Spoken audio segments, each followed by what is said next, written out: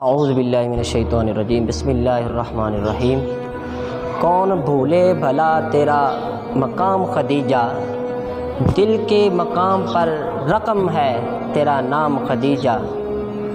تیری دولت نے دیا دین محمد کو فروغ، تیری دولت نے دیا دین محمد کو فروغ۔ ابھی بھی مقروض ہے اسلام تیرا خدیجہ، ابھی بھی مقروض ہے تیرا اسلام خدیجہ۔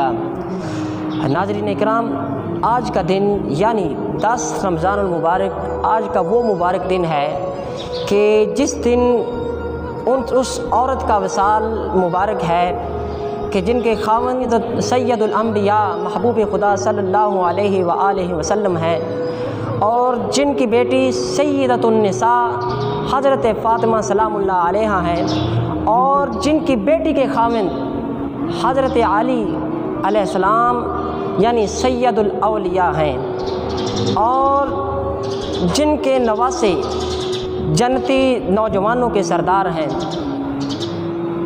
وہ عظیم خوش نصیب عورت جن کا مقام ہم بیان نہیں کر سکتے۔ آپ کا مقام عظیم اور اعلیٰ۔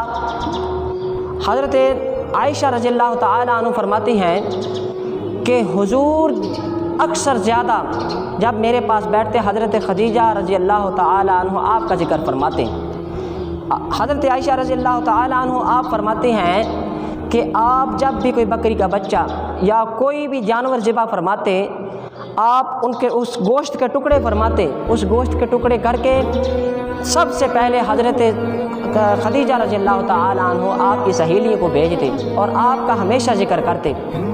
آپ وہ عظیم خاتون ہیں کہ آپ نے جو اسلام پر احسان عظیم فرمایا ہے، سب سے پہلے جب حضور علیہ الصلوۃ والسلام نے اپنی نبوت کا اعلان فرمایا تو آپ کے خاندان میں سب آپ کی مخالفت کرنے لگے، آپ کے خلاف ہو گئے، آپ کو گالیاں دیتے تھے، نعوذ باللہ۔ تو سب سے پہلے حضرت خدیجہ رضی اللہ تعالی عنہ آپ نے آپ کی مدد فرمائی، آپ نے جانی طور پر بھی اور مالی طور پر بھی دین اسلام کی مدد فرمائی، محبوب خدا صلی اللہ علیہ وآلہ وسلم کی مدد فرمائی۔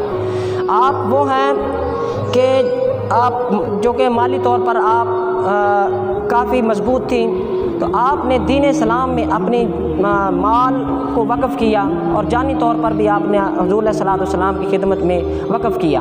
آپ عظیم خاتون ہیں، آپ کا عظیم و مرتبہ وہ ہے، آپ خوش نصیب وہ خاتون ہیں کہ آپ نے اپنی زندگی کے 25 سال حضور علیہ الصلوۃ والسلام کی محبت میں اکیلے گزارے۔ تو ان کا مقام و مرتبہ بیان کریں تو ہم نہیں کر سکتے، تو کئی سال گزر جائیں، اگر ہماری عورتیں مائیں بہنیں اس خاتون کے اسوہ حسنہ پر چلیں، ان کے اخلاق اپنائیں، تو آج کی جو مائیں بہنیں ہماری ہیں اپنے آپ کو لبرل سمجھتی ہیں، اپنے آپ کو ایک اگر نمونہ اخلاق کا پیکر بنانا چاہتی ہیں، دنیا میں اچھا کردار بنانا چاہتی ہیں، تو حضرت خدیجہ سلام اللہ علیہا آپ کے اخلاق اسوہ حسنہ کو اپنائیں۔ وما علینا الا البلاغ۔